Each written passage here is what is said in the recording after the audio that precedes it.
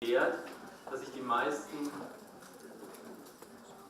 Gäste eher nach hinten setzen und ein wenig Angst haben, nach vorne zu kommen. Insofern ist es gerne die Bitte an Sie, entweder sofort oder nachher, nach der ersten Runde, gerne auch hier vorne die schönen, sehr bequemen Stühle zu nutzen und uns hier vorne zu erfreuen. Das wäre schön. Ich darf Sie herzlich begrüßen zum zweiten Tag unserer Konferenz. Wir hatten ja gestern einen, wie ich finde, zumindest tollen, interessanten und spannenden Auftakt. Es war eine ziemlich spannende Diskussion und da war doch durchaus ein bisschen Pfeffer dabei, so wie wir Deutschen sagen. Und bevor wir hier beginnen mit der ersten Diskussionsrunde, wollte ich Ihnen noch etwas erzählen. Dazu hatte ich gestern leider nicht genügend Zeit bei unserer Begrüßung.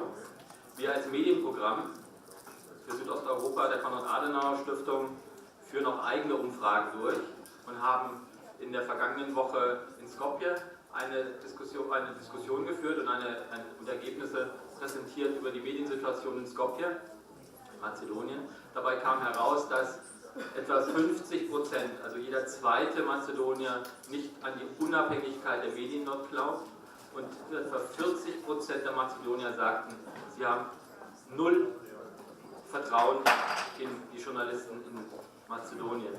Das sind, wie ich finde, als Journalist durchaus traurige Zahlen. Und wir werden in der nächsten Woche unsere Zahlen, die wir jedes Jahr erheben, in Bulgarien präsentieren. Und da kann ich Ihnen jetzt schon verraten, die sind noch trauriger und noch schlechter. Warum erzähle ich Ihnen das aber? Weil in der Diskussionsrunde, die wir danach hatten, gab es zwei Anmerkungen, die mir zu denken gegeben haben. Zum einen gab es eine Professorin, die sagte, die Zahlen, ja, die kennen wir eigentlich, die Situation hat sich seit Jahren nicht verändert. Wir wissen, was bei uns los ist. Wir müssen endlich mal ein Konzept haben, wie das weitergehen soll bei uns. Dann habe ich sie angeguckt und habe ihr gesagt, ja, dann erstellen Sie doch ein Konzept. Tun Sie es, machen Sie es. Wir als Konrad-Adenauer-Stiftung unterstützen Sie gerne dabei. Aber Sie müssen es machen. Sie müssen die Initiative ergreifen. Das ist das eine. Und das zweite, und das war ein Journalistenkollege, der sagte, wissen Sie was, wir als Journalisten, wir müssen uns verändern. Nicht die anderen. Wir müssen uns unserer Rolle als Journalisten, als Wächter innerhalb der Demokratie mehr begreifen. Wir können nicht warten auf die Politik, wir können nicht warten auf unsere Medienunternehmen. Wir müssen uns verändern als Journalisten. Wir müssen selbstbewusster werden und selbstbewusster auftreten. Und das waren die zwei Remarks, die mir sehr zu denken gegeben haben, die ich sicher auch in den nächsten Monaten, Jahren als neuer Leiter des Medienprogramms auch immer wieder in meinen Kopf hin und her wälzen möchte. Gerne auch in Diskussionen mit Ihnen gehen möchte darüber. Und jetzt wird es nochmal richtig voll bei uns, wie ich sehe. Einfach rein. Hier in front of our podium, there is a lot of free places. Please come on. Wow.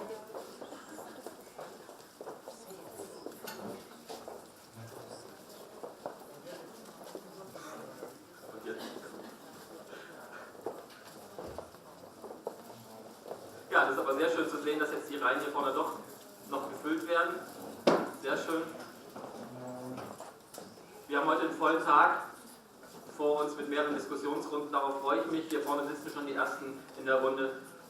Ich gebe jetzt einfach mal ab an den Kollegen Lars Radau. Ich freue mich auf die erste Diskussionsrunde. In diesem Sinne wünsche ich uns einen sehr erfolgreichen, sehr spannenden und interessanten Konferenztag. Dankeschön. So, einen wunderschönen guten Morgen auch von mir.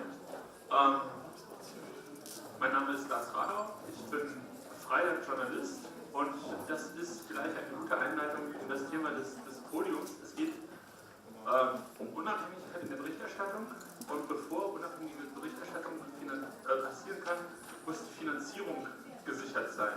Und es ist eine Frage der Wirtschaftlichkeit. Bill Clinton sagte, it's the economy stupid.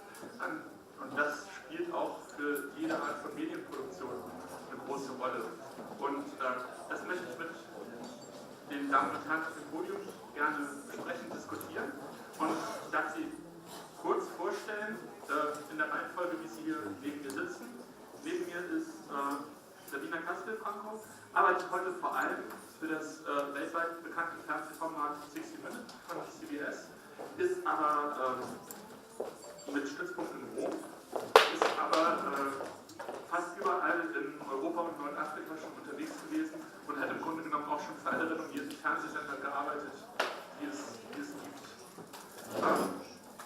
Neben ihr sitzt Francesco Di Filippo, ist seit mehr als 30 Jahren Redakteur bei der italienischen Nachrichtenagentur ANSA und ist auch Schriftsteller, wenn ich das im Internet richtig rausgefunden habe. Daneben Adelheid Falke, die leitet bei der Deutschen Welle die Redaktion Westbalkan, hat davor etliche Stationen schon bei der Deutschen Welle absolviert und ist Südosteuropa-Liebhaberin und Kennerin. Und was für die Diskussion auch ganz interessant ist, wir wollen, nachdem die Panelists ein bisschen geredet haben, gerne auch in eine Frage- und Antwortrunde einsteigen. Sie spricht fließend Albanisch. Also wenn Fragen sind, können Sie die auch auf Albanisch stellen. Neben Adelheid sitzt Natalia Gumaniuk, ist Gründerin und Chefin von, das spreche ich jetzt bestimmt falsch aus, Romanske TV, the English expression is Public TV in Kiew und spezialisiert auf Konflikt- und Auslandsberichterstattung. Und wenn ich das richtig gelesen habe, ist Public TV mit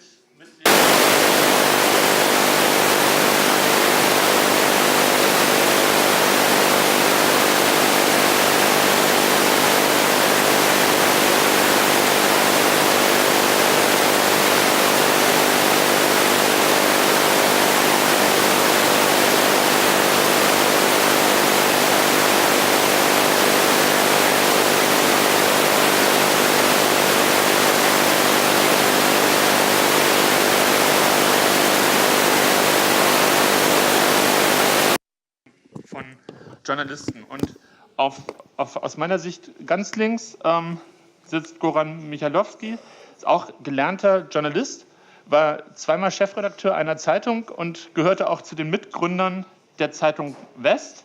Und heute betreibt er eine Nachrichten-Internetplattform, SDK Web, und auch als zweifacher Gründer ist natürlich die Frage, wie funktioniert das wirtschaftlich, wie hat das wirtschaftlich funktioniert. So, und die Fragerunde mache ich genau andersherum. Goran, wie gesagt, als Gründer einer Zeitung und einer Internetplattform, It's About the Economic Stupid. Wie funktionierte das? Wie kommt man dazu, eine Zeitung zu gründen? Wie kommt man dazu, eine Internetplattform zu gründen? Und wie finanziert man die?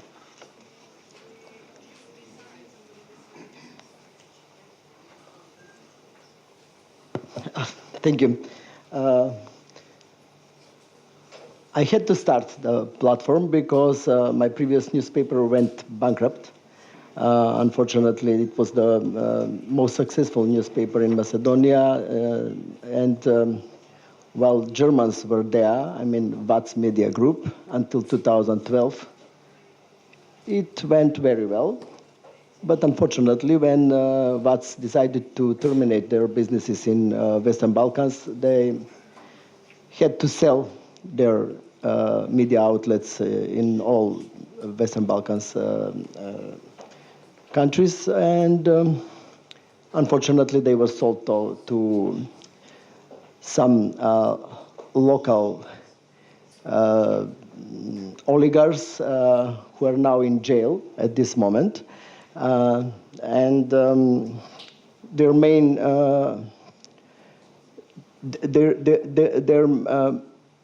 main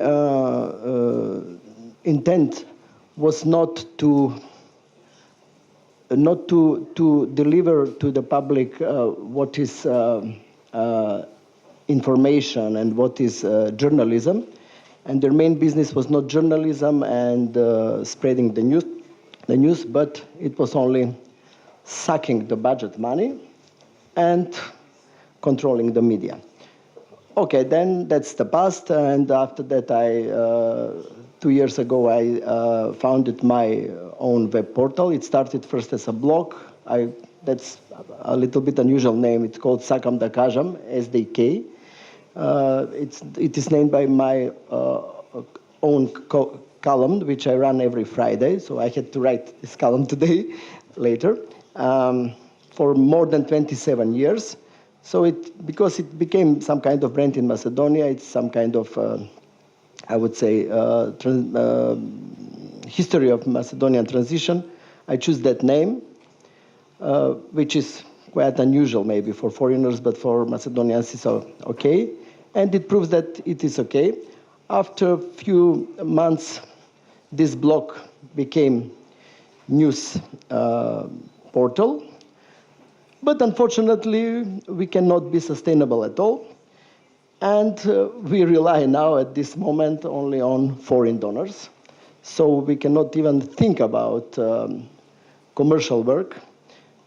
So you know that the donors are those usual suspects, you know, the US, Dutch embassy, German embassy, and so on. And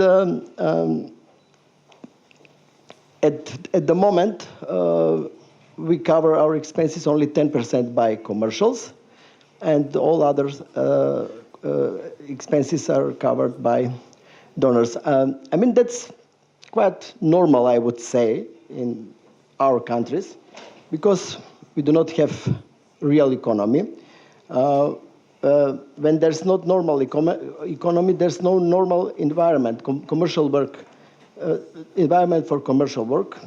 So we are not talking about ordinary economic terms like increased competition, commercial viability, and sustainability.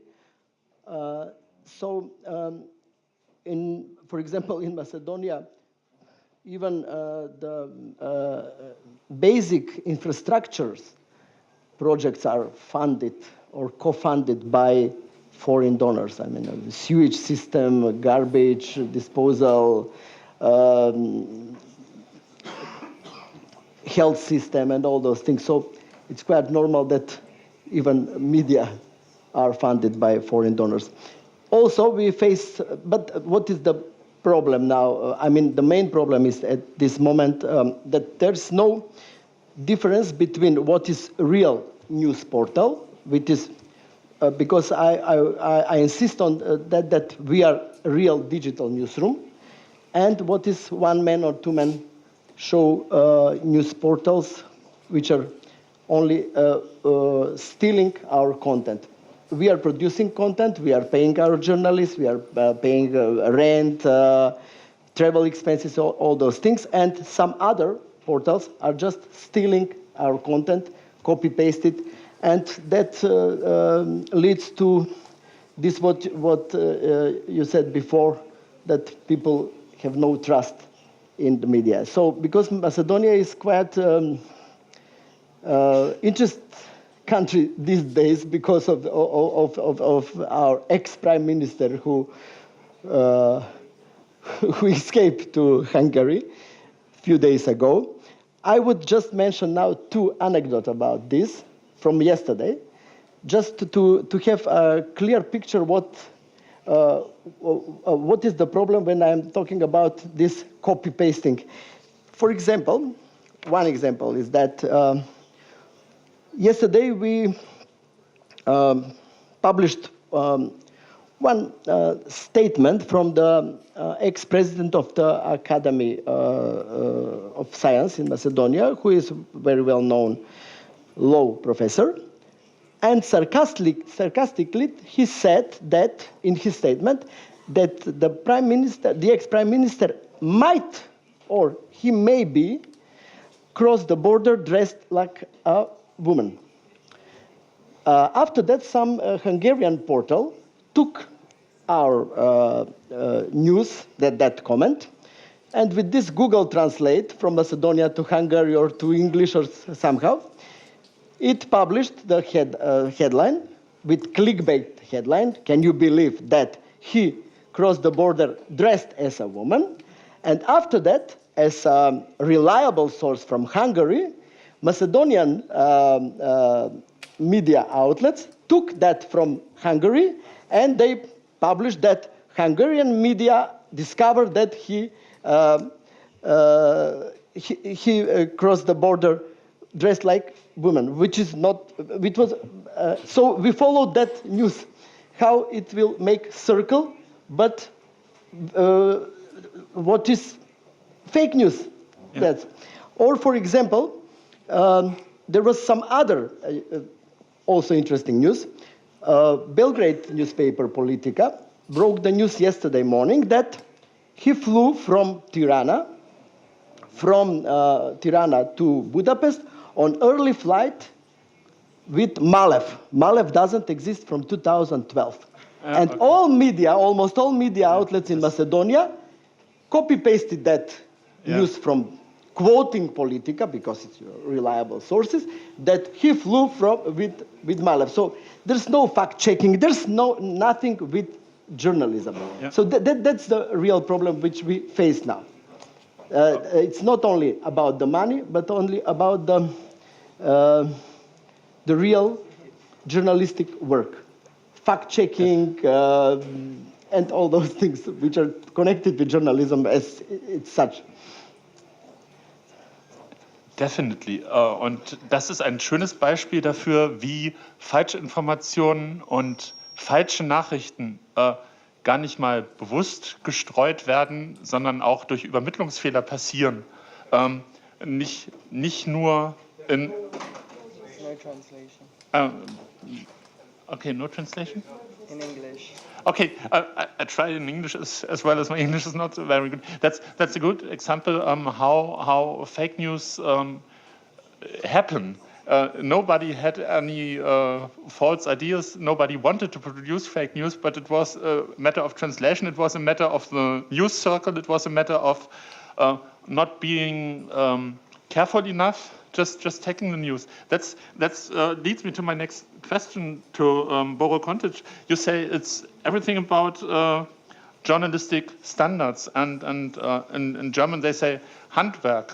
The main things you have to learn about journalism. But what about journalistic standards and learning journalistic standards and keeping in journalistic standards without any money, without any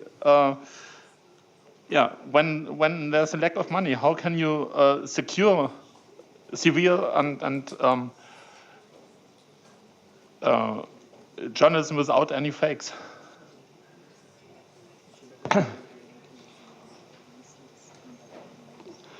To be honest, I'm not so good in practical things, but enormously good in theory, and I don't know how we can find the money for the news, but I would like to say something about what, to my opinion, what is the most expensive news, or what is the most expensive product a media can provide, and maybe from that position they can make something like a business of news. It means that I would like to talk just about what is our exclusive product, what is our best product, and what is our product we can sell with the best price in a moment.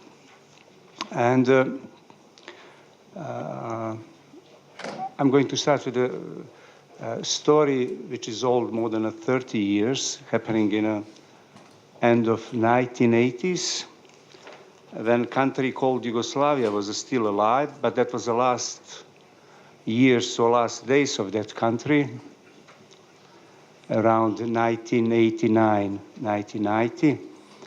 And that was just in the eve of the war and just in the eve of the fall of Yugoslavia, and our media was full of commentaries, full of analyses, even forecasts and predictions what's going to happen with the country. And actually, to be honest, the pessimistic tones dominated, because everybody, not everybody, but many of the people, especially in the media, saw that this fall of the country is going to come. Country was full of politicians who just do nothing, and that things which destroyed that country was so visible, And everybody just talk about in that pessimistic way. But in one moment in Sarajevo, my town, there was one literary meeting. Writers just talked about different things, including political situation in the country. And one of the writers said in one moment, one sentence, which was very, very quoted in that time in many media in Yugoslavia. He said it was obvious that the country is in a big crisis, and he said that crisis is great, and therefore our chances are great. And that was many of the people just talk about it. But I mean, end of Yugoslavia was almost so near that sentence just stayed in a media like an echo of a maybe possible dialogue we should develop, but we didn't do that. And that story that about a crisis, which is great crisis and great chances, just come to my mind just in this time when we are talking almost all the time about the death of journalism. Everybody's talking about that journalism is dead, that we are finishing, daily newspapers disappearing. Even people said there is, we know the year when daily papers is going to vanish. They said that is 2045. In 2045, in a world will be without daily papers. And also we are talking about all the time about trivia, which is dominating in the media. Talking about almost all the time about the fake news, which is dominating about this famous copy and paste journalism. We are talking about the media without seriousness, and all the time is a fun entertainment and so on and so on. And that is the people talking, trying to conclude that we are living in a time of death of journalism. But from the other point, people talking also that this is not death of profession. This is big changes within a profession. It's like a new paradigm in our profession, which is like all the time in the history of journalism, when, for example, radio came, and then and time of overwhelming of TV, and also now when we are living in a time of, actually in the 90s when started the digital media, now when we are living a time when media is every person in a world can produce news, can produce all media material, it can start as a media without so many technical support. It means that we are living in a time where so many things changing and happening around us, that some of the people absolutely don't know how to actually to define what media is in a moment. And just that is that's what I would like to say, that in the same time we are living in a world where people spending time with the media, about media, in the media, maybe than ever before in history. I mean, I just checked the informations about what is statistical data, that people, for example, in Southeast Europe spending 6 hours in front of TV every day, and nobody knows how much time they are spending in front of our smartphones. 60% of the Europeans using a smartphone, like just in this place. Half of the people just all the time checking information or sending information. It means that that people spending time with the media probably more than any other activities in their life, probably more than their families. And it means that when we open that old question, how to do to ensure independent journalism, what is the business of the news, I personally think, like in every period of the history of journalism, and especially in these crucial phases like today, when we are changing our position toward media and what media is in our life, that answer is all the time old, and I could say that is a conservative. The best way for profession is just, to my mind, is to constantly keep the basic principles of journalism and media alive, because journalism is a profession, and in one way it's a craft. It means that with a simple task, it means that your task is to provide the facts, to check them many times, and to include all possible sources in a most correct way. It means that, to my opinion, when you see what is the difference between, for example, blogger and journalism, both of them, they have a freedom of expression, but freedom of expression of journalists and media is limited by the principles of our profession, principles of our task. It means you have to check all the things many times, like when you see the news like that, what Branko said, Gruevski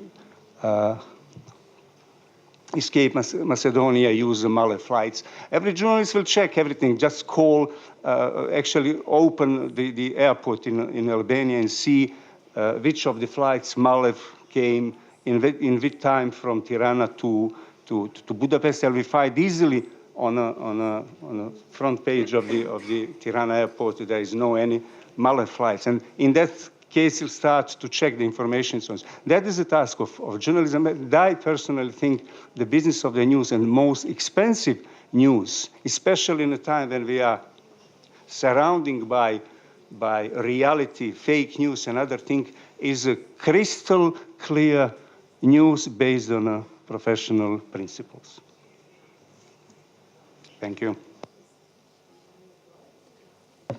Okay, Natalia. So we learned journalism is some kind of craft you can learn, and you have to learn the standards, and you have to learn all the things you have to do. But every craftsman needs a product to sell to gain money, and journalism they often have a completely other motivation than making money. So as you started your TV station, I think it was not the first thing you thought about how to earn money and how to get, but I guess you just wanted to start and wanted to do independent journalism.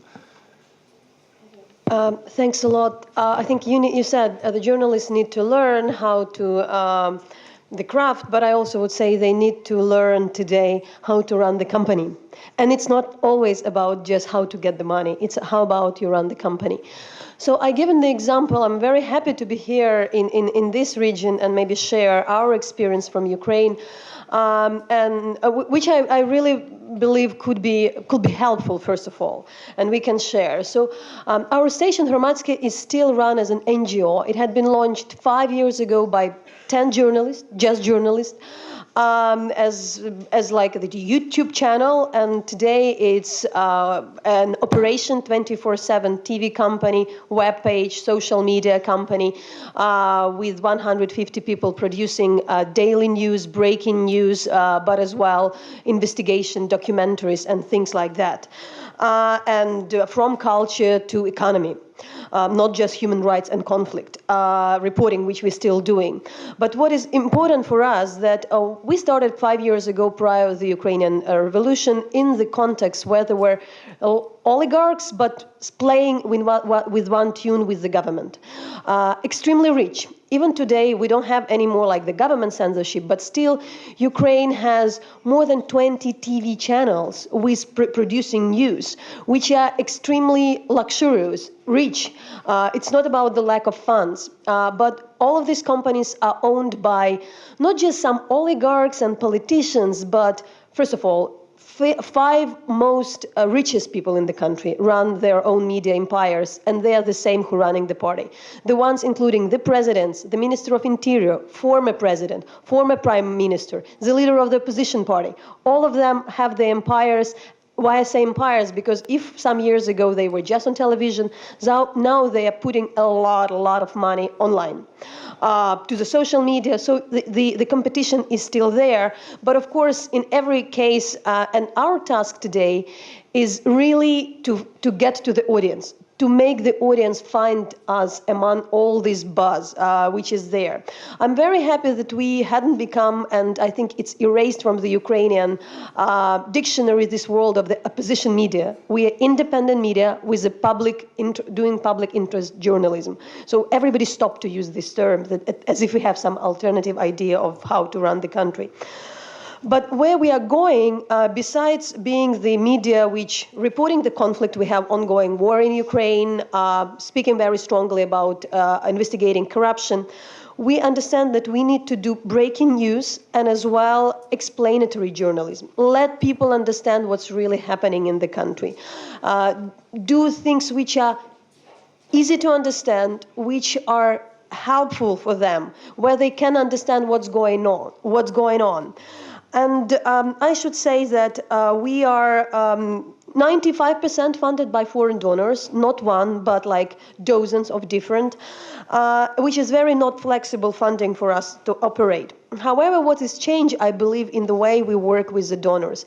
Of course, we have in every contract, we have that the donors don't influence our editorial policy. They don't, but I think it's important for us to have it in our financial policy, this thing. But I also think that we are very much focused on the impact, because donors today are very putting a lot of pressure on media as well, in very simple way. How many clickbaits you have? How many YouTube people watch you on the YouTube? What's your audience? And they really think in numbers, probably even in bigger they are more concerned about the numbers than the publishers.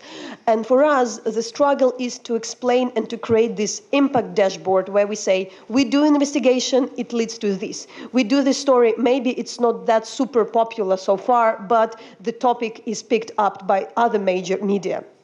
And what we also believe, what we change in some way, that in our region, usually you always had this smaller independent institution doing great and brilliant reporting. But they're small usually. They don't compete with the mainstream media. What we're trying to do, and why we always attacked as well, we're trying to get to this market of competing with the bigger channels, to get out of the niche. And what we understand that for 5 years of existence, there was always this conflict because the journalists want to do these lengthy, in-depth stories, which matters. And we also want, and we do, but we understand that audience don't come for them at large. Audience is coming for the news, and that's costly. Therefore, we have to explain to the donors as well that, look, that's how the people come to the more complicated stories. You really need to have breaking news all the time. And then, if you have a good wire, if you have all these news, daily programs, then the best of your reporting comes there. Because the cases when we tried just to do make it our operation cheaper, it doesn't really work that way. So I think that should be the thinking. We counted many times how much we could get with crowdfunding, with monetization of our platforms. It's really peanuts, it's very little. Advertisement market on the television in our country is monopolized by the same big media groups. So even if you go there, you don't earn. You spend a lot of effort on that, but you don't earn money. So I think that was very important. What I also should say is that very critical is also to create the institution. We spend a lot of time on all this creation of the boards, different kind of organization structure, and it really matters to run the larger scale company, to have the company of 100 people, 50 people. Couple of things I really would like to mention. I know it's about the business, but still the independence in the title. Ukraine is fighting the war, we have the Russian aggression, and of course everything which you know about fake news, for us it's something we live for 5 years. And from the stories from the crucified boy by the Ukrainian army, which never happened, but I would just ensure that for 5 years, every single day we have immense amount of the fake news. For us was the answer for that from the very beginning. We never do the patriotic or propagandistic journalism, never. But what we believe is that the risk is to create this opinionated journalism. All the media have these talking heads in the studio which tell what they want. It's the cheapest way to produce news, the cheapest, and it's sketchy.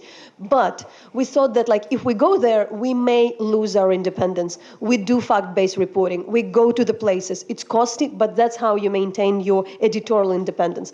Another challenge today is, besides of the Russian aggression, is of course the pressure from the state, from the government, and from political forces, which working today in very interesting way. They try to discredit independent media as they are, harass journalists, harass independent reporters, those who are reporting, for instance, sensitive issues on the conflict or investigating high-level politicians.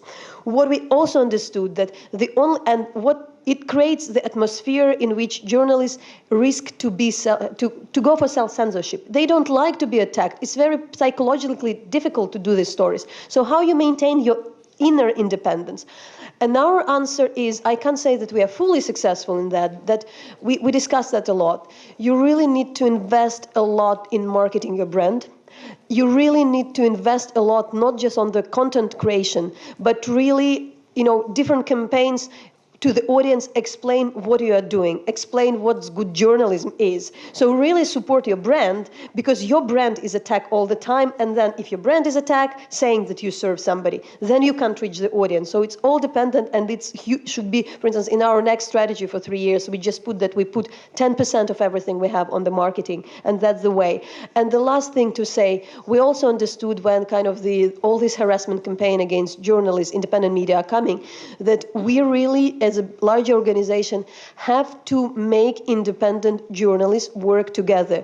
Because if you're attacked separately, you really also, again, you are discredited. So you really put an effort, put your time to get the independent media be united in some kind of pressure in the government, and don't compete within yourself.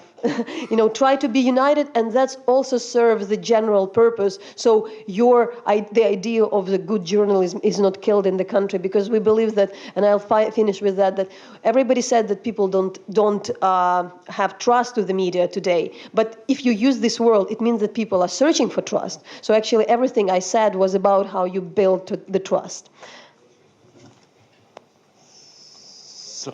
So Adelheid, as I'm listening to it, I'm impressed, and I just thought about, you are in a completely different situation. It's privileged somehow. The program of Deutsche Welle is mostly funded by the German government, just financed. So this is a completely different situation for doing journalism, for doing independent journalism in countries. You don't have to care about where do I get the money just for doing my job. You can concentrate on doing your job as good as you can. It would be an ideal world if it would be like this. Okay. Good morning. Yeah, of course it's different. I'm working for a public service broadcasting company, Deutsche Welle. Maybe I explain you a bit about the structure later on. Is of course something different to private media in the Ukraine or in Macedonia, depending on donor money. But I think one principle is worth for all different media outlets, that in Germany we say, wes Brot ich esse, des Lied ich sing. So whose bread I eat, his song I sing. So I think it's worth all over the world. So also in our country, in Germany, of course, it's important to know who you are working for and who is defining the framework. And therefore, when we were following the discussion yesterday, I think this is one of the main problems in Albania, that the structural background for the media is very unsafe, and that the businessmen are the owner of the company, of the media companies. Maybe this can be a topic for the ongoing discussion. So talking about independence of journalism in Germany, in the case of public service broadcasting, I think it's very important to understand the structures in our system, because what is really working is that we have a board of the governing board of our institution that is set up of personalities from different backgrounds. And this guarantees multiple and pluralistic understanding. And so we never are influenced to report, for example, pro-Merkel or anti-Merkel or pro this kind of decision, for example, in terms of an issue that is very important in Germany, migration.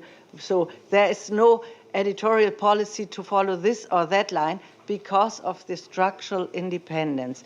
And when I compared Deutsche Welle, a German public service broadcasting station, with what I see in many of the countries you come from, that the board of the public service broadcasters are mainly directly depending on the government. And when you first introduced me saying that Deutsche Welle is paid by the government, I would like to correct you, because our decision-making body is the parliament. And the parliament is a pluralistic body in Germany. And I think this is very important.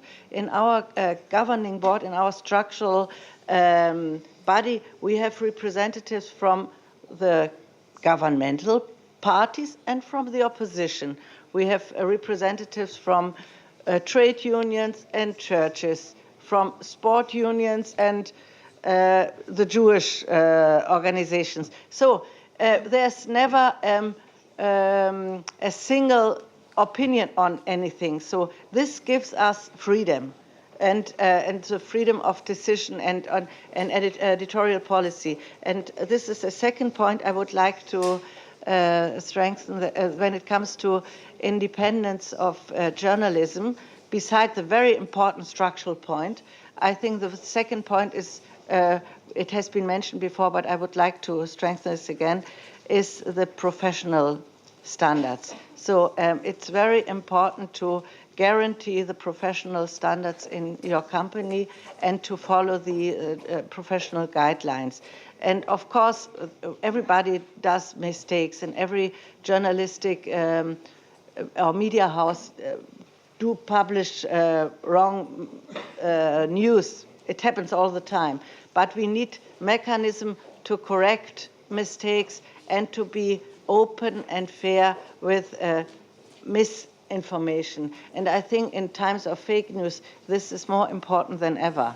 And because, and this is what I see in these countries as another, how to say, difficulty, that the media are not handling professionally with mistakes they do. And in our case, for example, I am confronted with news that were not correct every day. And because you can imagine we have 30 languages and we have thousands of reporters all over the world. And of course we do misinformation from time to time. And the important thing is to correct it. And whenever there comes a complaint, for example, 2 days ago, I had one of the very often happening complaints we get from Bulgaria. And of course we check it, and then if there's a clear decision, yes, we did it wrong or right, then we react, or it goes to our legal department. And I think this is another very important body in media houses, to have legal advisors, because we have a law. And yesterday we learned that Albania has one of the best media laws in the world. So it's important to have legal departments, to have legal bodies. And in Germany, for example, another very important body is the Press Council, where you can address if you have a complaint. And so maybe I stop with this. So just to say, independence is a complicated thing. We need structural independence, we need journalistic professional standards, and we need fact-checking bodies, legal departments, and trade unions and press councils to support independent reporting. So really independent reporting is not alone a matter of funding and finance, of course. It's a matter of professional standards, fact-checking, and trust.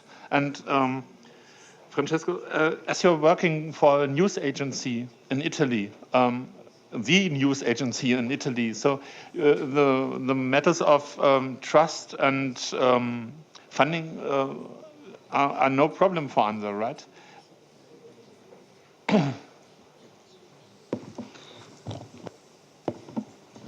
Does it work? Yeah. And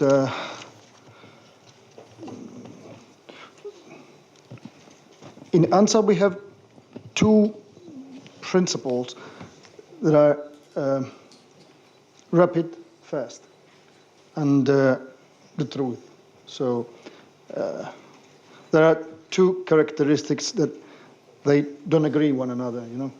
But in the same time, we have to respect the persons, the journalists that read us, that read our articles. So the most important thing for us is to say always the truth. So this is one of the reasons why we do not have any surname at the end of the article, no? Okay. But only a sigla, I don't know, only two letters, yep. You know, because it is not important who is the writer, but the most important thing is just the news, and the news must be the truth, without any comment. You know, the white, the pale, the dry news. And if I have to choose, I prefer to ask to 3, 4, 5 people, because this is the only way to be sure that something that I'm going to write is the truth, you know? And I prefer arriving some minutes later than other agencies, that other media, more than be rapidly, but to correct afterwards what I write, you know?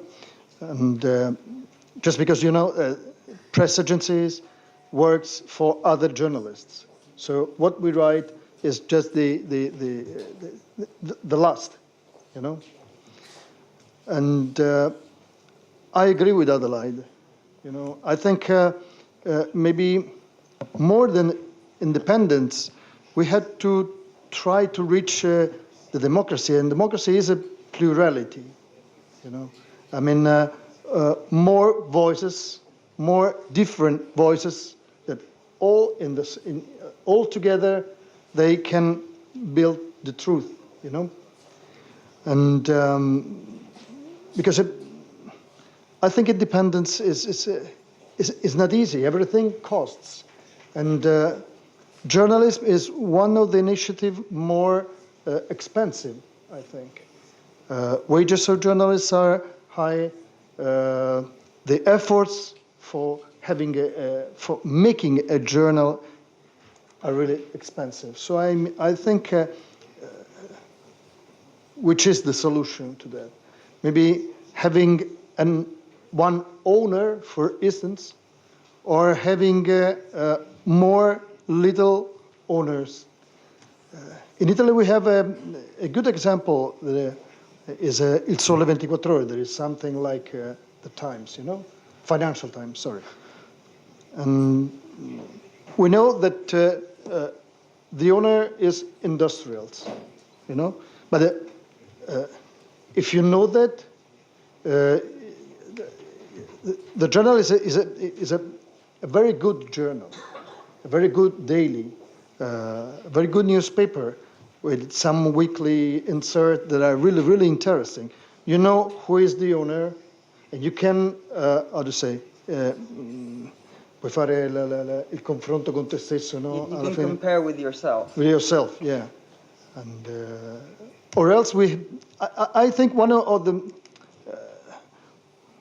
the elements of democracy is that is public money to support journalism. because we have to distinguish politics, politicians, and institutions. Sometimes the idea, it seems the same thing, but it is not. You know, it's not the premier, it's not the prime minister or the president that gives you money to support your journal, your daily, but it's the institution, it's the state that make that. So there's not a gift, you know. And in this way, we can have many voices, different voices, from right to left, from Jewish to Catholic, Protestant, Muslims.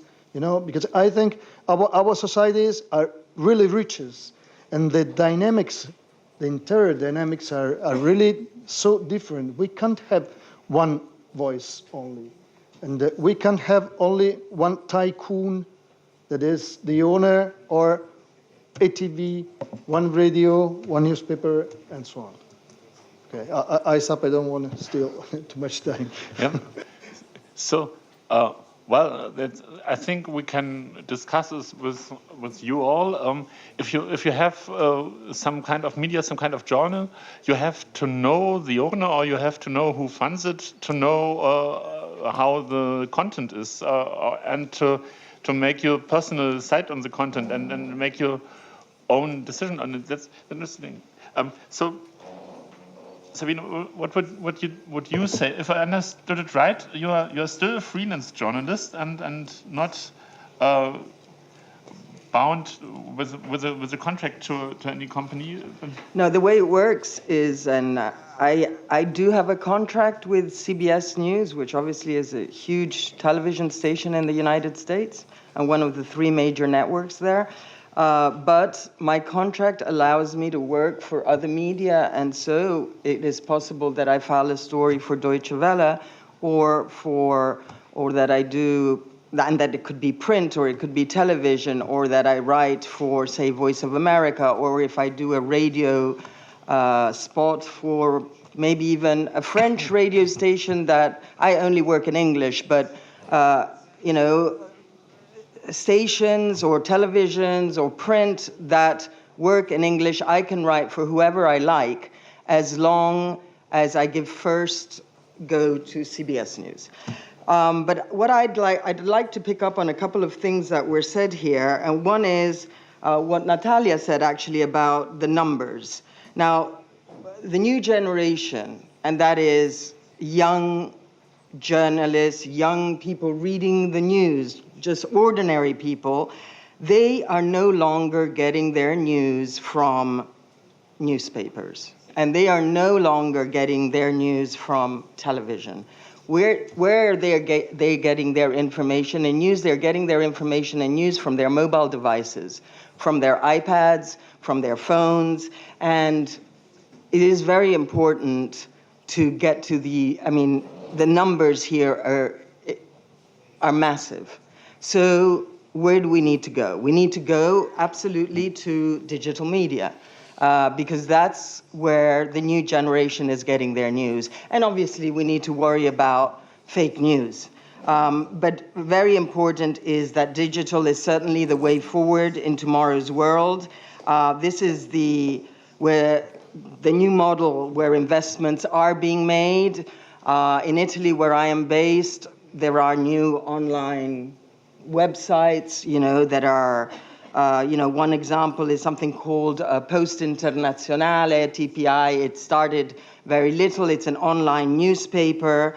And this also brings me to something else, and that is that digital advertising is on the way up, whilst this figure is on its way down with traditional media outlets like newspapers.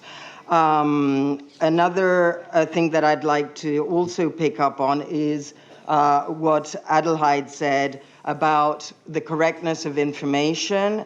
Why do people trust you? Because they know that what is being written by you is fact-checked. Okay, so for example, I write a story for Voice of America I know that there are 2 editors that are going to be reading my copy before it gets put online.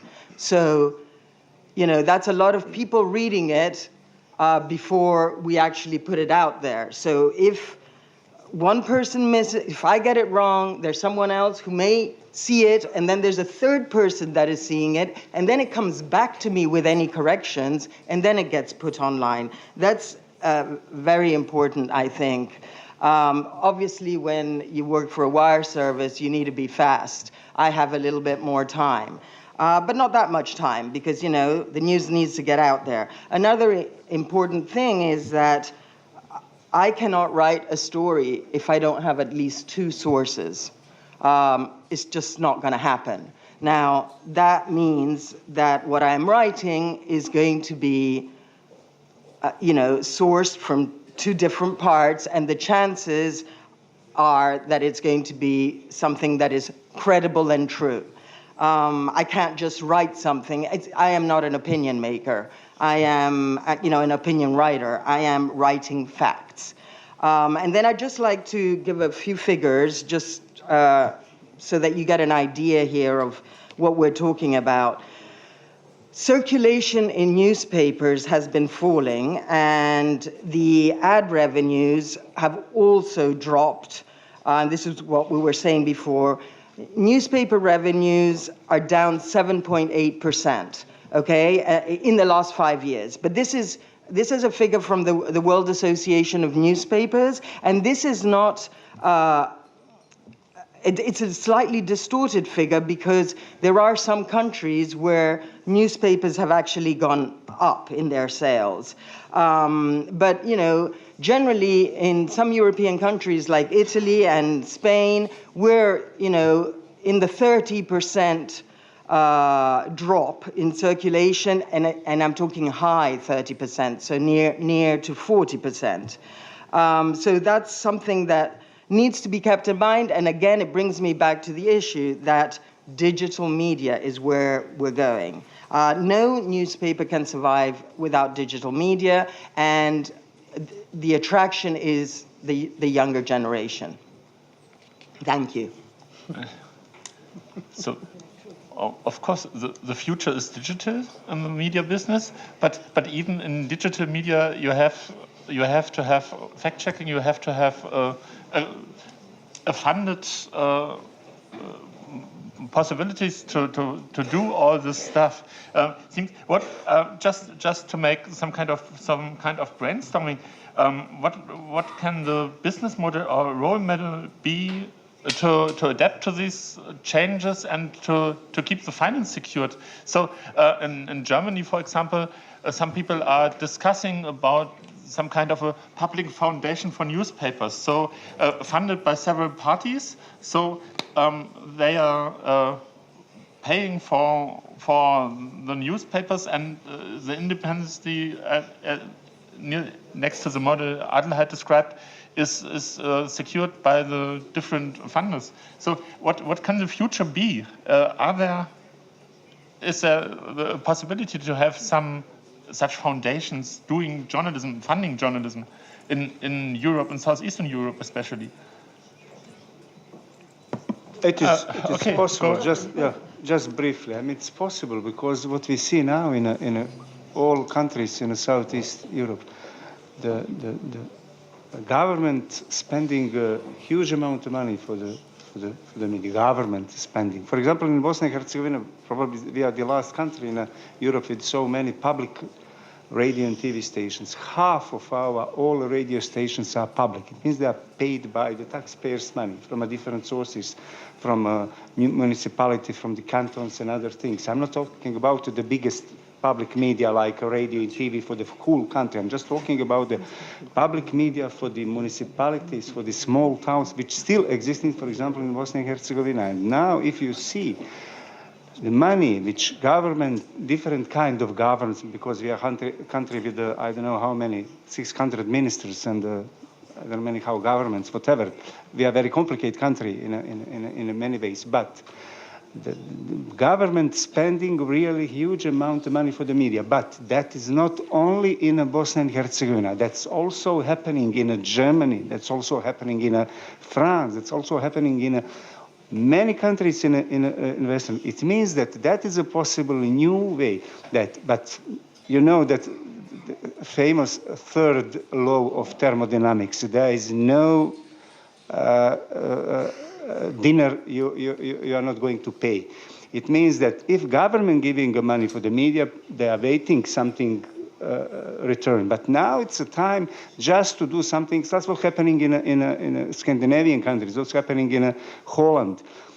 Independent body which taking care about how government funds is going to the media, to which kind of the media, most relevant, most precise, and so on. So it means there is a big opportunity in a government money which can be for this kind of media with the professional standard news and everything, just to honor the best journalism and the best journalist practice.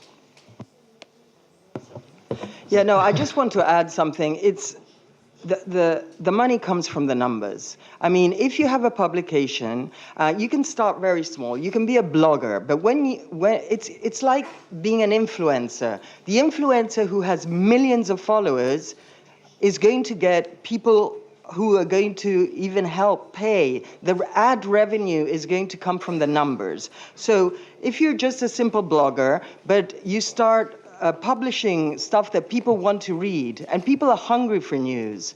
That's where the bigger your number, then the ad revenue is going to come in there. So that's very important, and also to be writing things that, again, can be trusted, right? I do quite a lot of investigative journalism, and it's interesting that you can also, investigative journalism is the hardest type of journalism because you need money and you need time. These are two things that don't come so easy. And money, you need quite a lot of money because it has to stretch over a lengthy period of time. So where does that money come from? I have done some stuff in the past, for example, for PBS, which is a public broadcasting service in the United States. So you can apply for a grant for a particular story to cover the costs of that story. So if you're going to do an investigation, say in Libya, let's talk about Libya, it's around the corner. It's expensive to go to Libya. It's very difficult to work in Libya. You need time in Libya, and you need help from others who are going to be providing assistance to you because I don't speak Arabic. And logistically, it's an expensive place to go. So the way to do an investigative story in a country like Libya, well, now it's particularly volatile because obviously, there's a huge conflict ongoing there. But it is to apply for a grant that will cover the costs and will also obviously get you paid, because we do this also for a living.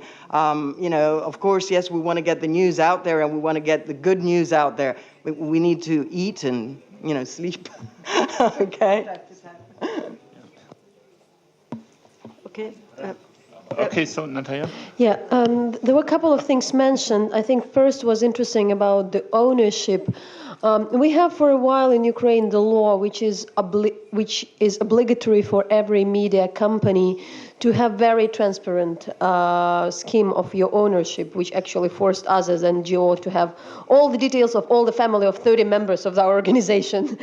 But what we found out, sometimes those who really want can still hide it behind, like some other people. And though even people know who is owning, it just doesn't provide them with a proper material. So it's necessary, but people know that this oligarch owned this oligarch owned this, but in order to get people are searching for their confirmation bias. So the risk of that people know what they are consuming, but it doesn't help for them to get all the variety of the ideas, all the variety of the different views, especially when we know we are living in the world of the confirmation bias, where people going into their bubbles, and it's today maybe even the bigger challenge. So for instance, for public broadcaster, for us as well, maybe the number one challenge is not just exactly to be independent, because it's kind of it should be there anyways, but how do you bring different people of different views in one place to discuss? Because the problem with a public broadcaster today is that they are losing the trust of the audience. They are losing the audience, especially because they're very old-fashioned often, and they are not so much savvy in the web and digital. They are doing television. So I think that's where we need to think. And even the laws with the public broadcasting, we have the case where also we have a good law, and the law obliges the state to put the particular percentage of the state budget to the company, but they just don't do that. So it's by law independent, but the company is struggling. I still would like to say that we started, what is interesting with the television, I think we also have to not underestimate the influence and not to kind of bury it too early. We started as an online multimedia company where 5 years people said like, oh, everybody would go online. And now in our strategy, we still understand that we need to maintain the cable channel. We need to maintain a satellite channel. We should think differently that people go to the television on demand.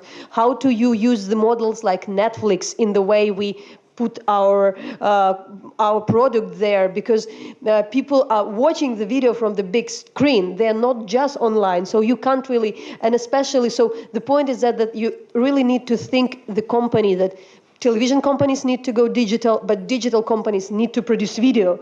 So it doesn't make our life easier. And one other thing still, I think you mentioned the figures and the numbers. For me, the danger is there that we see a lot of bloggers in Ukraine, opinion makers, who in fact also a lot of them are being paid by the politicians or political groups. They are telling people what they would like to hear. And I believe in the time of conflict or in the time of populism, that's not exactly the way. We sometimes need to say the stories which people maybe don't want to hear, and our struggle is really how to invest into making these stories in the most attractive way. That's where the struggle is. Because we know we always have to say to also our funders and donors, coming from the, let's say, mainstream media, we know how to make clickbait news. The point that we are producing not just clickbait news. We would like to hard stories travel better. It's not that we are not capable. If you tell me how, I can write the headlines so people would pick it up, but those headlines would be manipulative. So there is something not just about that the journalists don't think that way. Okay.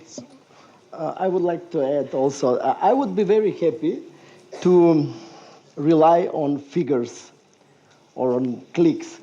But unfortunately, it's not possible. Especially it's not possible in Macedonia or in Albania or our countries where I told you before that there's no market at all. There's unloyal competition, not only in the media sector, but everywhere.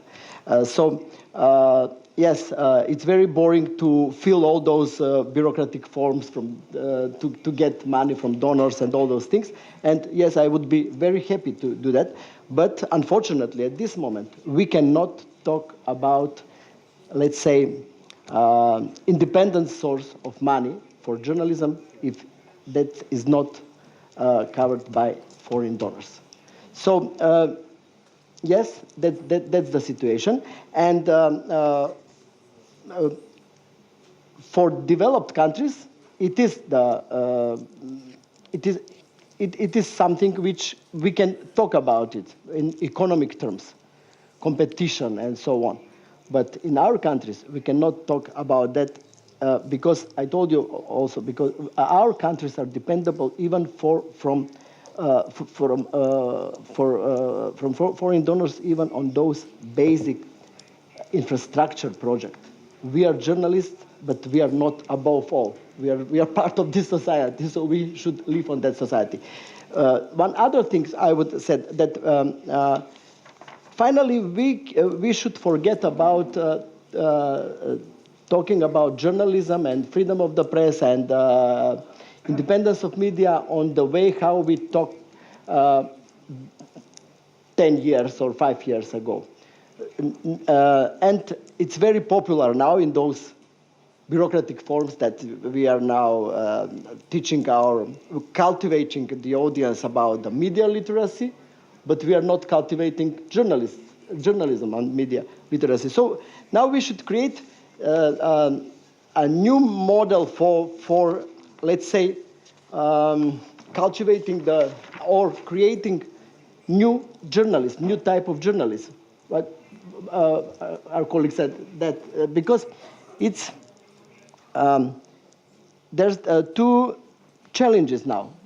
It's not only professional standards of journalism, which is fact-checking, second source, third source, or so, finding good headline to attract more readership, or find a new picture, short video, put that in short video to be reachable for everybody on mobile telephone. But also, we have now another problem, and we should teach the younger generation of journalists how not only to produce good and quality news, but how to disperse that, how to reach this news, how to distribute it to more and more, to wider audience, using Facebook, Instagram, even Snapchat, Google Plus, or so on. So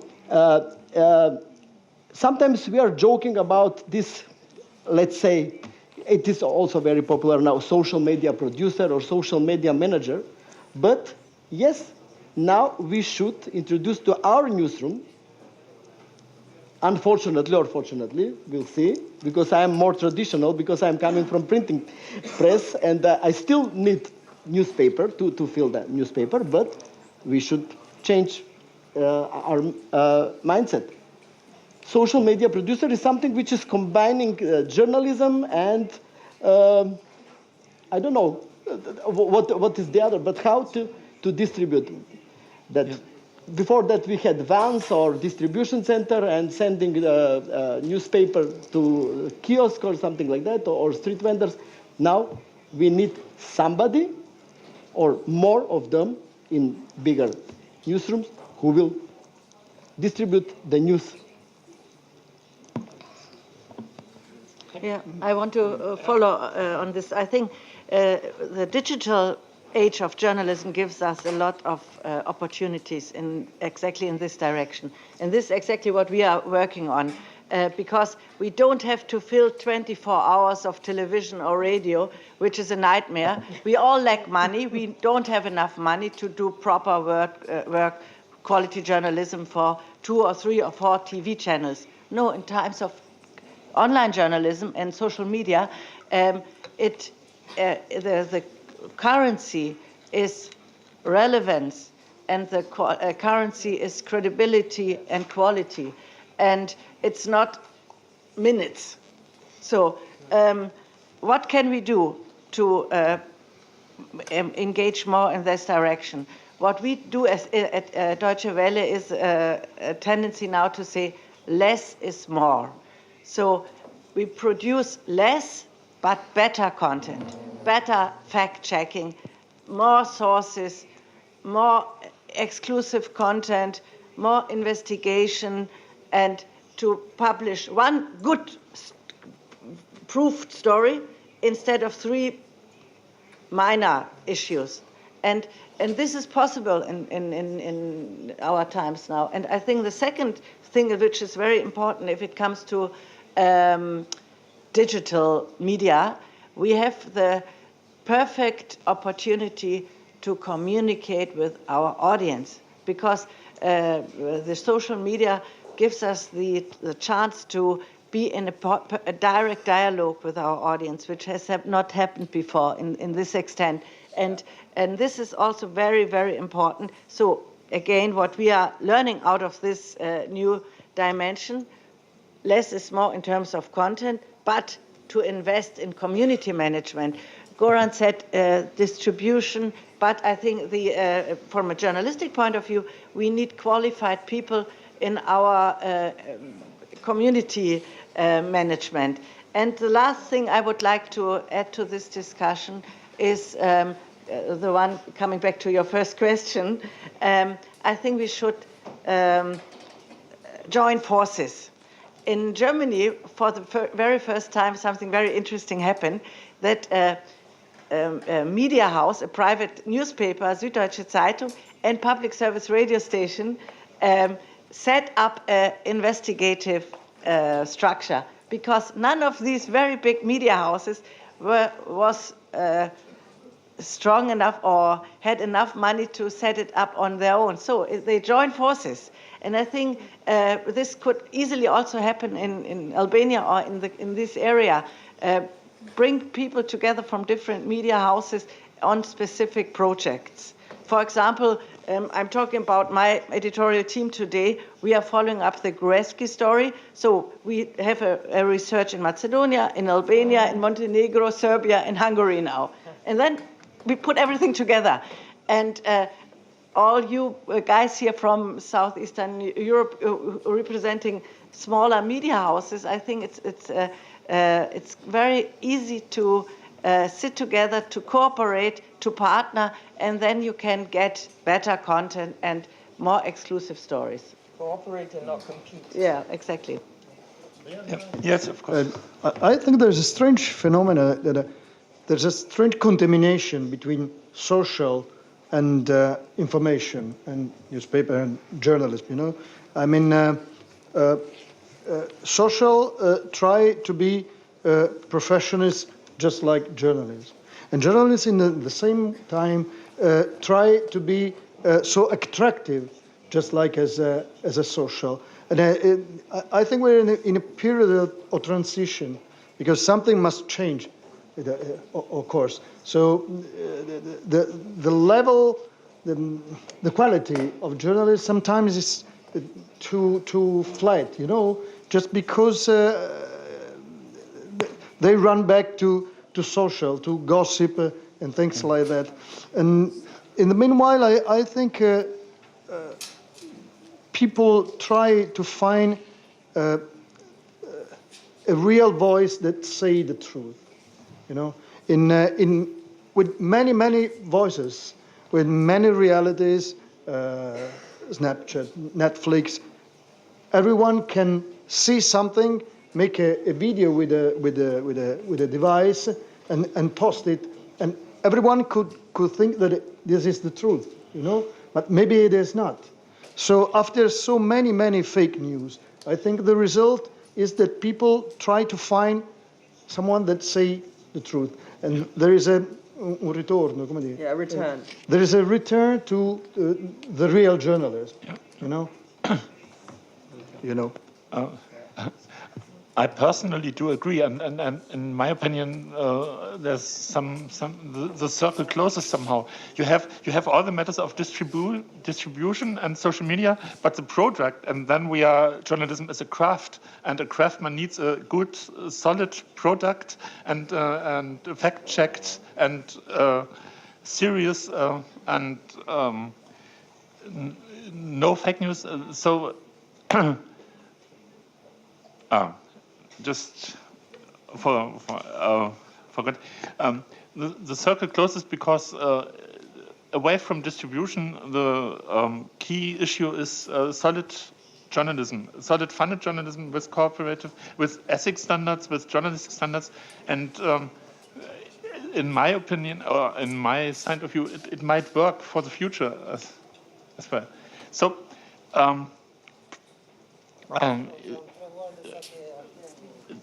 Yes, that's what I wanted to do at this moment. I just do thank the people on the panel, and that's the question to the audience, the question to you. Do you have any questions, any remarks to the discussion we had to know?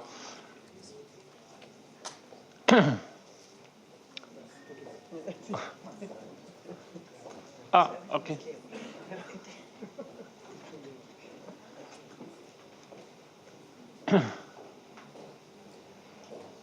If you could just say your name and where you're from. Hello, my name is Irina Nedeva. I'm from Bulgarian National Radio and the Association of European Journalists in Bulgaria. My question to all the participants in the panel is, could you just briefly describe who are, by your point of view and your countries, the enemies of the independent journalism? Because they might be the governments, they might be business owners, specific businesses, or as it is in Bulgaria, for instance, the mixture between business interests and governmental political interests and political party invested interests in this. And could you comment briefly, especially my question is to Natalia, what are the patterns in attacks against the independent journalism in Ukraine? Could you speak about certain patterns? Because I will add an additional comment from Bulgaria. We often see media wars inside the media scene, media attacking other media attacking independent journalistic investigations as well. And one of the constant patterns in this is to attack exactly the financial sources for independent journalism, blaming it as foreign financial support. So every media who declares that they work in certain projects with foreign money could be very easily attacked by other media as being traitors for the national interests, for instance. Could you please collaborate on this? Thank you. Hey, thanks a lot for the question and putting attention to that. I also think that we do have a lot to share. But first of all, I still see that, of course, this combination from the government and business, in our case, it's more about politics, because it's not about the business as business, but business who doing something with the state funds or having the monopolies or running the parties. In our case, it's as well, we have also the foreign force, Ukraine at war with Russia. So it's like you in the second front, so you always have the risk also be accused of the Russian agent, by the way, besides being a Western agent. So we are both, in that regard. For us, the biggest challenge, it's still the structure of the market. It's still the structure of the market where you really need to do something significant that you are heard. But about the patterns of the attacks, it's very interesting. So I think everybody is speaking about the online harassment of the journalists. That's really happening. There are real campaigns against the journalism by bots, trolls, but also other media and other people. What I also feel the issue is they're trying to marginalize what the independent media do or undermine their investigations. So what's usually happens, like you do the story about some kind of we have the example of the Panama Papers story about our president, and everything was okay with the fact base of this journalism, but somehow they found the small thing that the way the film had been done was very emotional, and the whole discussion is just moved that, with opinion leaders, with the bloggers, with the other media, you have the discussion, were journalists ethical in covering these 3 minutes of the documentary? Totally moving the whole discussion out of what is the issue, the offshore deals and other things, and it happened every single day, trying to find something personal in the individuality of a particular reporter, looking at their other private lives, and just the move discussion from the essence. This is one of the point. Different kind of the harassment. For our case, I think the biggest still is we have growing numbers of the physical attacks on the journalists, but what we believe that they are not investigated. That is the biggest story, is that if you don't have the investigation of those cases, then it kind of it feels that there is an impunity, and this is the biggest. We are very transparent with the funding and everything, and I believe that we are learned to be 3 times cautious. We know that every single moment there could be something with a tax police or something like that. But it's easier than all these unfair campaigns. But about the foreign agents, this started to happen. We also, for instance, have the tax fight again against our Open Society institution, like the Soros Foundation in Ukraine. But interesting enough, it doesn't work because still the Ukrainian audience and Ukrainian citizens still trust way less local politicians than the Western powers. They still believe that it's worse to be owned by any Ukrainian businessman rather than anybody else. So far, the discourse is there, it's damaging, but it's not the worst. Okay. I just wanted to add one thing. In a country where, like Italy, there's not a problem. There's pluralism of information. So, we have newspapers on the right, newspapers on the left. We can get all kinds of information. Even our television stations, you get everything you want. But one thing that she just mentioned is we do have a problem in organized crime. In Italy, there is, various different, apart from the mafia, there's the Camorra, there's the 'Ndrangheta, there's the Sacra Corona Unita. We are, the bosses of organized crime. And there are journalists who suffer to cover these stories because we have quite a number of journalists that are under escort by the police, that they have bodyguards. One of the most famous, maybe you even know the name, is Saviano, and he's not the only one. There are a number of them. So that is maybe more of a problem in our country rather than, the other issue that you were talking about. So, go on. I would mention, let's say, 4 points that make this sustainability or independence of journalism almost impossible in my country or in countries here in Western Balkans. First, it was this inability of commercial work. The second is the risk of copyright infringement, this copy-paste journalism, which will, we as a newsroom, we are left to our own how to deal with it. But unfortunately, we do not have capacity and we do not have money to fight these copyright issues. The third thing is also remain the political pressure, although this is not that kind of political pressure like it was with Gruevski, who fled to Hungary now. But the risk is always here. For example, in Macedonia, it's you cannot do crowdfunding because there's no law about it. So you can do it, but it's not legal, or maybe it is legal. It depends from the inspectors who will come and who will treat your money either as a profit or either by donation. So there's no legal base to do crowdfunding. So we do not want to take risk of it. Because I told you, if a government wants to make pressure on you, they will send you inspectors and you will be under the pressure, because when you do not have legal rights or something which is really written into the law, then it's better to not take risk of it. And the fourth thing is also fighting the fake news, but unfortunately I'm not very clever how to do that, except with professional standards, with keeping professional standards.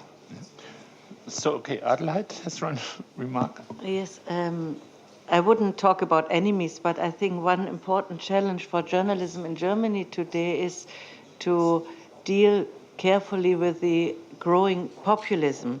In a phenomenon, in many other countries. In Germany, we are also facing increasing radicalization on the left and right, and populists are dominating the political discourses. So what is important for journalists to find the right way to not fall into the trap to also radicalize in wordings and to pick up the populist agenda, but on the other hand, not to lose the contact to the audience. And so I think this is a real important challenge. And of course, we are very careful in Germany observing what has been going on during the last years in many Eastern European countries with the populist movements. And so I think this is an ongoing discussion in many media today. How can we deal with it? How can we, on the one hand, not ignore them, on the other hand, not to overestimate their importance in the political on the political agenda. And a second important thing for me is that we have to reach out to younger audiences, because we have been talking about this phenomenon, and so different audience groups use different media. And in Germany, many classical media are addressing a middle-aged or older audience and reader. So we need to set up on the public service broadcasters as well as on the established newspapers, I think, more and more attractive formats for a younger generation.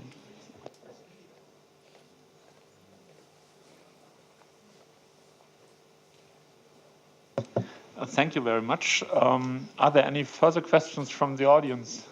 Because I have a look on this wonderful thing here on the table. So I really do have... okay. If you could shortly introduce yourself, please. Pierpaolo Garofalo from Italy. Just a question for our Ukrainian colleagues. You talked about crowdfunding, and I would like to know if you can go a little bit deeper in your country about this. Thank you. You know, it's interesting because I also believe that we used in our part of the world say that people don't have money, they are not used to pay for the information. When we were launched, Hromadske was able to collect 300,000 euros by crowdfunding, which is a lot. I mean, it's 1/5 of our, but the difference was that was the actual like revolution. There was a one-time appeal, and it worked. It didn't work in the long run. Also, there was for us an ethical question because there was then later a conflict, and there were a lot of money people in Ukrainian society were providing for the refugees, for internally displaced, for wounded, for, I don't know, soldiers coming from the war. And at that point, we understood that, for instance, now we are running the concert, like the event for the devoted to the political prisoners. So we are collecting the money for the political prisoners' families rather than for ourselves. So we understood that it's not always possible to get the money. But what we understand in the long run, it's still in absolute money could be the small amount, let's say 5% of your budget. It could be 100,000 euros per year. What is important to understand that you need to do it smart. You need to do the roles for, you know, like we're thinking about the ideas that you treat your crowdfunders as the subscribers. So you create the system of the benefits to them. So for instance, maybe they invited to some particular events you organize. Maybe you are, give some tickets for them. You get them some, benefits so they can ask the questions in your broadcast. So you really engage, and for that you need to have a person. Because if you go to the crowdfunding, you receive hundreds of emails which, I don't know, sometimes they are useless, sometimes they are like, I don't know, very basic. But if you ask people to give the money for you, you need to communicate, because it's very dangerous. If you just ask money and don't have the feedback, don't have the system how to say thank you, don't explain why you're giving this money, don't put your spreadsheet afterwards, you lose the trust that fast that you would never go into this game. So if you really would like to do that, have a person in your team, like just full-time communicating with these people. Have the system of the benefits and have your accountant team be ready to work with that. So it should be done very, very smart way. Otherwise, I would suggest like better just don't go ask and don't do that.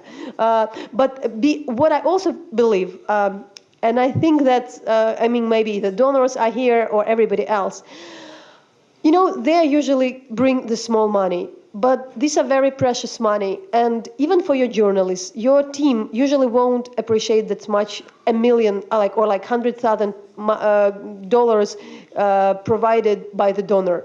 But your journalists know if there is a person A giving $10, they feel that their job is needed.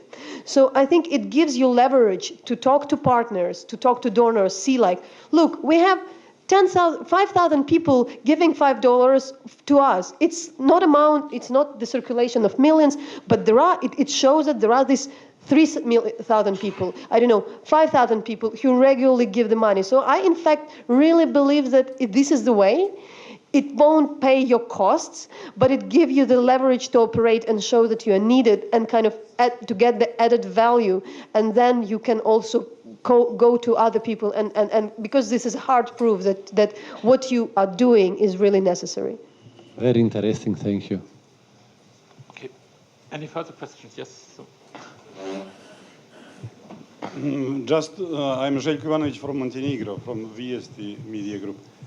Just to add something for this interesting question about crowdfunding, I think that if we speak about big media outlets and operation, it would be very naive to think that it could be financed by crowdfunding. But how Guardian doing that? Guardian is almost the biggest and doing that. Guardian is very good example how it is not possible to do it, and Guardian already has a lot of problems in financial sustainability. Even they cover UK, America, Australia, very big market with big tradition where people know what means crowdfunding, but they are in big troubles because that concept that they ask just for donation, it is not something what can be enough. What means it is much more serious and clever for big media outlets to teach people to pay for what media produce. That means how they pay milk or apple or bread in supermarket, they should pay information because it is products too. And if media succeed like Financial Times or New York Times to have almost same revenues from advertising like from subscription, it is model of sustainability of big media outlets. For NGOs, for investigative center of journalism, it is very good way crowd funding, but for big media outlets, it is mission impossible. Yeah, I'm completely with you at this point. I wrote about some startup companies, and they said they did crowdfunding, of course, but they didn't really need the money. They did crowdfunding for getting as a part of public relations. So they had their finance secured, and then they did additional crowdfunding to spread their product, to have a company and see who is interested in. And so that's a Western European thing. I think crowdfunding is often a part of some kind of public relations instead of really financing costly things. So, okay. I just got the signal we have to make a cut here. It's 5 to 11, and as we discussed yesterday, the Germans are often very strict with their timetables. But I think we talked about a lot of interesting and points, and as I see, there are no questions left. So I have to thank all my panelists, all the people on the panel here. I have to thank the audience, and then. Thank you very much for the moment. Danke, lieber Lars. Ich würde, please, yeah, a very big applause. Thank you. Ich würde gerne einmal bitte ausprobieren, ob die wunderbare Übersetzung Deutsch, Englisch, Albanisch funktioniert. Wir haben nämlich die besten Dolmetscher hier eingeladen und dass sie ihren Job hier gut machen, das weiß ich. Insofern würde ich das gerne einmal ausprobieren. Würde jetzt einmal nochmal Danke sagen an das Podium, bitte sitzen bleiben. Und ich würde gerne Ognian, den guten Freund unserer Konrad-Adenauer-Stiftung, Ognian Sljatev, bitten, zu uns zu sprechen für ein kleines Grußwort. Und danach kann ich Ihnen verraten, es gibt eine Kaffeepause und dann können wir weiter diskutieren und uns austauschen. Thank you.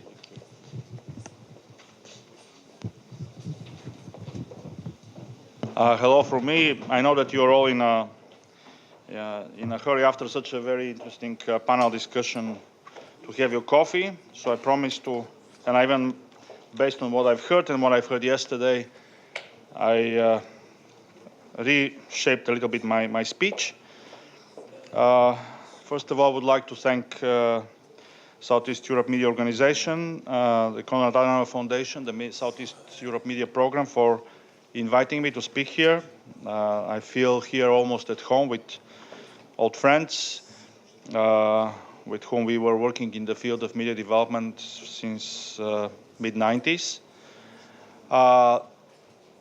Today I speak to you in my capacity of head of European Commission representation in Bulgaria, but also as chairman of the Southeast Europe Public Sector Communication Association, which we founded again 6 years ago, again together with friends from the region and with the support of the Adenauer Foundation. But today I want to speak about the media and all this, one of my favorite subjects. So the condition of the so-called 40 states in all our society is very important. I mean, there's no doubt about it. I want to quote here the High Representative and Vice President of the European Commission, Federica Mogherini, who said recently that democracy cannot live without free, diverse and independent media. We live in changing realities where information and communication are no longer what they used to be in the pre-digital era. New technologies brought new questions. Today, more than ever, we need to speak about the spread of false information through media and the need to control and regulate this phenomenon. We also need to speak about the environment in which journalists produce their reports, because in many countries we observe the alarming trend of undermining and limiting the space for free journalism. Thus, let me start by underlining one precondition, I call it fundament of journalism, that is the existence of safe and secure environment where journalists can work, both online and offline, without fear of harassment, political pressure, censorship, or persecution. In a time where disinformation is on the rise, the safety of journalists must be guaranteed to allow them to promote accurate reporting for the benefit and in the interest of all our citizens. Because citizens want to be informed about the state of the world, but do not have the resources to investigate this on their own. They rely on news publishers as intermediaries to bridge the information gap between them and the world. A lot has already been said yesterday and today about the arrival of digital technology and the internet that completely changed the traditional classical models of operation of media. The cost of distribution have dramatically reduced to virtually zero as the internet eliminated the need to print and transport printed paper to the consumer. The newsroom remained the only fixed cost in the news production. However, new forms of online production emerged that could further reduce that fixed cost. This lowered entry costs into the new market of the supply side and facilitated entry for many more newcomers, from edited online-only newspapers to bloggers, vloggers, social media influencers, etc. Some online newspapers outsourced their content production to external contributors in order to increase the variety of content without increasing the fixed cost of editorial room.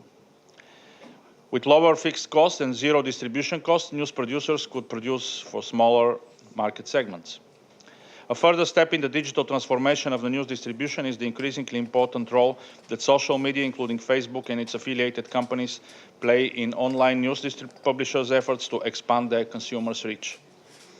First, users are spending more time on social media to interact with each other and with the world at large. As consumer attention and eyeballs gradually shift away from traditional linear media to social media, news media publishers had to follow consumers and create a presence on social media platforms.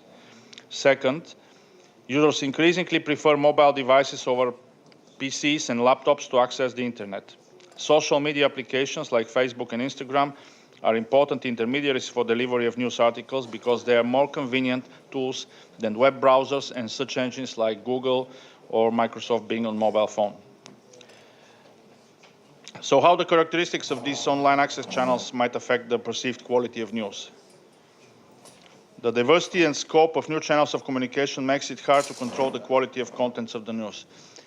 Yesterday, I was really impressed and very fascinated with what Lutfi Dervishi said during the opening panel, that there's plenty of information but very, very little news. Thus, we inevitably end up talking about credibility and ultimately about the risk of disinformation as a main suspect in political communication. The label fake news was adopted to describe a phenomenon which in fact is not new. It is as old as the newspaper industry. The first occurrence of fake news was reported back in the 16th century.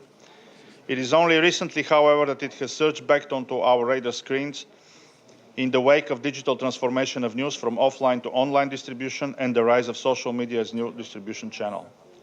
Concerns about fake news started in the wake of the US presidential elections in 2016 and were repeated during the French elections in 2017. The Mueller indictment of Russian operatives for interference in US politics shows the extent and sophistication of these operations that go far beyond spreading false news and include an organization of real events under false identities. The indictment does not claim that it had any impact on the outcome of the elections at all. Researchers, however, picked up this theme and started to explore the potential impact of fake and real news on politics and voters' behavior. How much do people trust that what media tells them? The Eurobarometer opinion polls in the EU show a fairly steady level of trust in media over the period 2009 to 2017, with radio, television, and written press being the most trusted channels. Trust in the internet and especially in social media is much lower. This is somehow reassuring, but we should not rest on it. Social media go beyond search engines and add another distribution mechanism, the links between networked users. What users read in social media not only depends on the sources that they selected, but also on what their friends or network group members are posting and sharing. More interaction generates more traffic, more user attention, and more advertising revenue for the social media network. Content can propagate through a network of stronger or weaker links between users. These links can be used strategically to target and distribute both user-generated, shared content, as well as paid-for content. Algorithms of social media platforms organize and filter this distribution process and exercise leverage over these channels. Like search ranking algorithms, they can be gained by strategic players to promote their own paid or unpaid content. So who controls the quality of such content? Policymakers have explored possibilities for action with a view to improve the perceived quality of news. Such actions include rebalancing the relation between media and online platforms, facilitating cooperation between independent fact-checkers, fostering media literacy. The European Commission also urged online platforms for swift action to protect users from disinformation, including facilitating user assessment of the sources and quality of content. On the 26th of September this year, representatives of online platforms, leading social networks, advertisers, and advertising industry agreed on a self-regulatory code of practice to address the spread of online disinformation and fake news. This is the first time that worldwide industry agrees on a voluntary basis to self-regulatory standards to fight disinformation. The code aims at achieving the objectives set out by the Commission's communication presented in April 2018 by setting a wide range of commitments from transparency in political advertising to the closure of fake accounts and demonetization of purveyors of disinformation. The code was warmly welcomed by the European Commission, and as Commissioner for Digital Economy and Society, Maria Gabriel, stated, it is an important step in tackling a problem which has become increasingly pervasive and threatens Europeans' trust in democratic processes and institutions. Commissioner Gabriel explained that several companies, among which are Google, Facebook, Mozilla and Twitter, already pledged to implement the Code of Practice and presented individual plans for addressing online disinformation on the eve of the European Parliament elections next year. She added that if the results are not satisfactory by December this year, the Commission might consider additional actions, including a possible regulation. She called to citizens as well as to be united in this cause and preserve the trust between each other. One more issue is important to raise when it comes to need to regulate. There is in many countries a worrying tendency to erode and shrink the space for free journalism, often by putting indiscriminately in question the credibility of media to discredit and weaken their work. I mentioned already the necessity of an environment where journalists are able to work in safety and security. A robust legal system must protect media houses and journalists all around the world so that they can fulfill their work in full independence. Allow me to repeat once again what Mrs. Mogherini said, that all states within and outside the European Union have a duty to fulfill their obligations to protect freedom of expression and the safety of journalists by providing an enabling legal environment, by taking threats against journalists seriously and by vigorously prosecuting actual attacks. We expect all to reinforce the preventive measures, mobilizing all actors and creating national safety mechanisms in line with the UN Plan of Action of the Safety of Journalists and the issue of impunity. The European Union will continue to use all appropriate external policy and financial instruments to enhance the quality of journalism, access to public information and freedom of expression. It will continue funding the European Centre for Press and Media Freedom and providing targeted protection through human rights defenders support programs. Dear friends, a lot more could be said. We live in a technological era where information moves at the speed of a computer click and the spread of disinformation content is often hard to control. But I already spoke enough about technologies and would like to conclude by underlining the human factor in political and in all types of communication.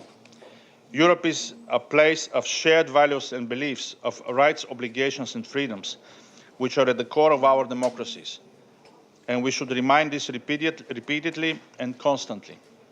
A world that lies on integrity and care for each other is the world that will advance. And technologies should always be secondary to that. All of us who work in the sphere of media and communication should remember that creating an environment of mutual trust is essential for successful communication. Or as Chancellor Helmut Kohl once said, trust is as grand as it is fragile. You cannot buy it, you cannot force it. You have to earn it again and again. This is what should guide us in all our work. Thank you for your attention.